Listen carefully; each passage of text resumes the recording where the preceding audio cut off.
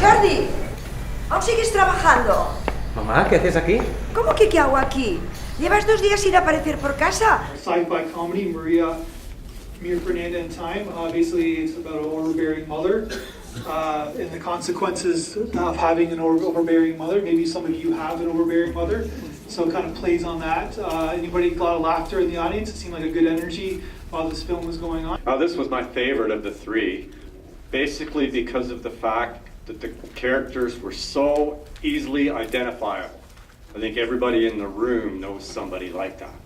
You know, somebody either who's the son who's burdened with the overbearing mother, or the mother who's continually fussing over the son. It seemed to me to be, for a sci-fi piece, the most easily relatable. Yeah, and it makes sense, and plus they're characters that it's hard not to like. They're characters that are endearing people. Go ahead. The comedy worked well, everybody was laughing all the way through it, so the filmmaker can be proud of that. It's kind of like The Big Bang Theory meets Groundhog Day, and I couldn't help but think that the computer thing looked like R2-D2 with wires on it. So it's got some familiar images, but it's new and novel at the same time, and it really worked well. And Howard's mother would come in and cause something like that on The Big Bang Theory if Howard had invented that. So. Yeah, there's definitely some tributes to the Back to the Future mug. He was wearing the Goonies costume, and then it's the sound of, I think, when R2 was in the swamp in the second movie. Yeah, and then it looks like R2. Come on, and basically, So basically, it's like that kind of tribute to. It's a tribute to kind of like the sci-fi fan. Obviously, a sci-fi fan made this film, kind of like giving a tribute to kind of the comedy aspect of the future in a sense. No, the film was very funny, and it was very it was very funny, but the only thing that I found annoying is that during the credit sequence, especially at the end, whenever they would do the flashing thing when the time would go back, I found that very sort of annoying to look at. Maybe that's just me. I understand why they did it, but it was just very bright and very like sudden, and it was like and it just messed with my eyes a bit. Other than that, everything's good. Yeah. It was a comedy, right? And everyone enjoyed it. The only thing I had a little problem with was so it was a time loop, but it didn't affect. It wasn't it didn't have an effect on the memory, for example, right? He already knew what the previous loop happened, so he would call his mom or those kind of stuff. But I think it would have reset, right? The memory would reset. Okay. Yeah, I don't know. There's people who do write about time jumping and time travel, and there's rules of time travel and time jumper.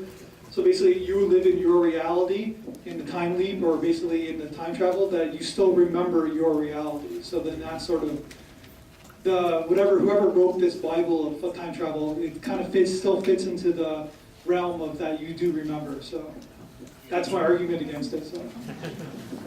I think it only happened to him.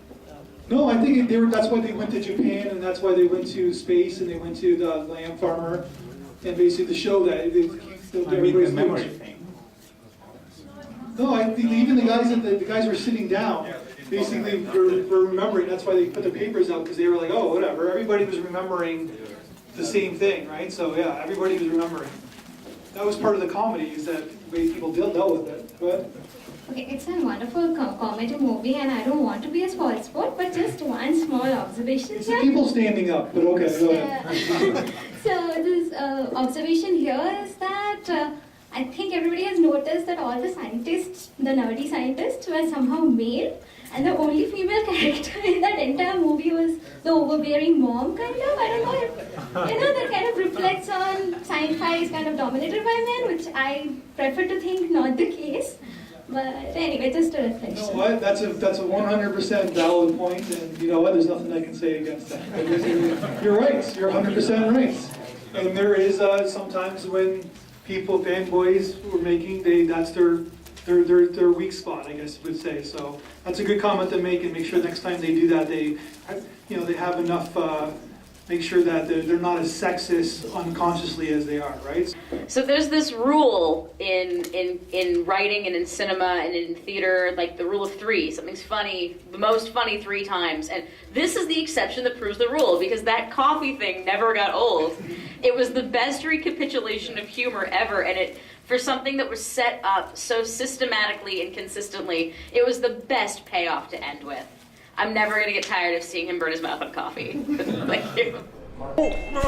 Joder, ¿cómo quema? Uy, señor Jordi, ¿qué se ha hecho daño? ¿Quiere que llamemos a su madre? Cool. Yeah. So I guess I always love like showing, obviously in different genres, because we do have a comedy festival. But showing a comedy in this kind of festival, it's like it's a nice little energy because people aren't expecting it. People are like, oh, another dark movie about the future, and then like this movie pops up, and it's like a nice breath of fresh air.